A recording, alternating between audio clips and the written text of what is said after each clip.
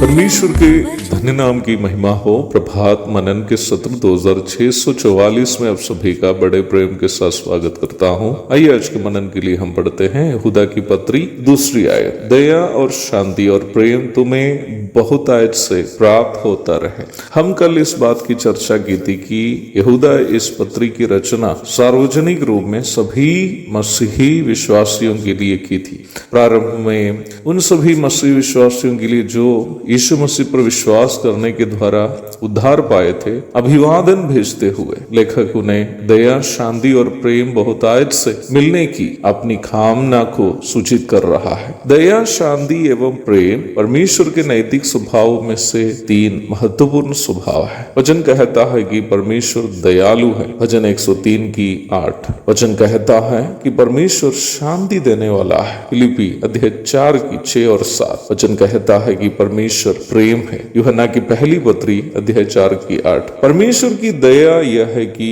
वह अपनी दया जो पाने लायक ही नहीं उस पर भी अनुकंपा दिखाती है। भजन 103 की 8 में हम पढ़ते हैं कि वह विलंब से कोप करने वाला है, अर्थात पाप में जीने वाले लोगों पर भी तरस खाकर उन्हें जल्द दंड ना देकर उसका मन फिराने का इंतजार करती है परमेश्वर की दया। वचन सिखाता है कि हम जो परमेश्वर की संतान है, हमें भी उन लोगों पर जो हमारा नाश चाहते हैं या हमें सताते हैं दया दिखानी है, क्योंकि परमेश्वर ने हमारे पापों की भी क्षमा उस समय की जब हम परमेश्वर से पाप क्षमा पाने के लायक ही नहीं थे।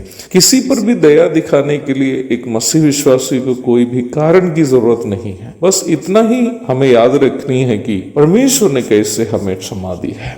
शांति शब्द को 2 परिप्रेक्ष्य में बाइबल में समझाए हुए है। पहला अर्थ है किसी भी परिस्थिति में हृदय को काबू रखने की अथवा शांत रखने की क्षमता। फिलिपी 4 की 6 एवं 7 पदों में परमेश्वर से प्राप्त शांति के इस परिणाम को हम देखते हैं। शांति का दूसरा अर्थ वचन में मेल है अथवा रिकंसिलिएशन। परमेश्वर से एक पापी इंसान का जो यीशु मसीह पर विश्वास करने के द्वारा धर्मी ठहराया गया है, मेल मिलाप को यह सूचित करता है। रोमी 5 की 1। वास्तव में ये दोनों अर्थ शांति के 2 परिप्रेक्ष्य है। दोनों एक दूसरे के खिलाफ नहीं है। बाइबल सिखाने वाली शांति परमेश्वर के साथ हमारा नियमित व्यक्तिगत संबंध से ही उत्पन्न होती है। हम जितना प्रभु के करीब रहते हैं उतना हम यहाँ तक विपरीत परिस्थितियों में भी परमेश्वर की शांति का अनुभव कर सकते हैं। एक प्रकार कहने से बाइबल सिखाने वाली शांति परमेश्वर से हमारा नियमित व्यक्तिगत संबंध का एक परिणाम है।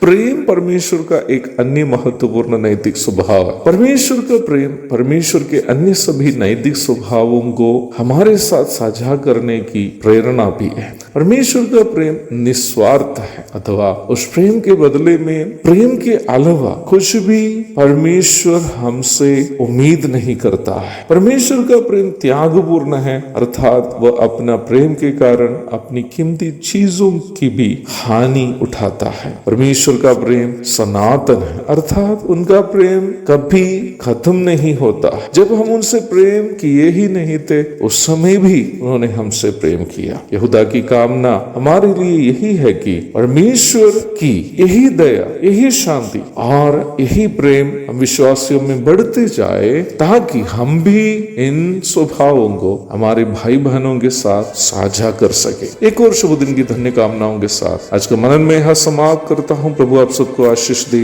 आमीन।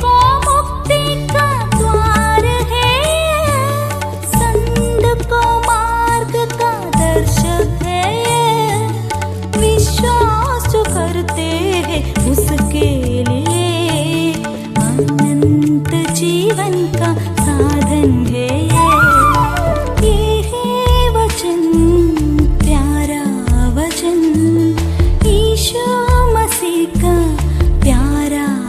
वचन।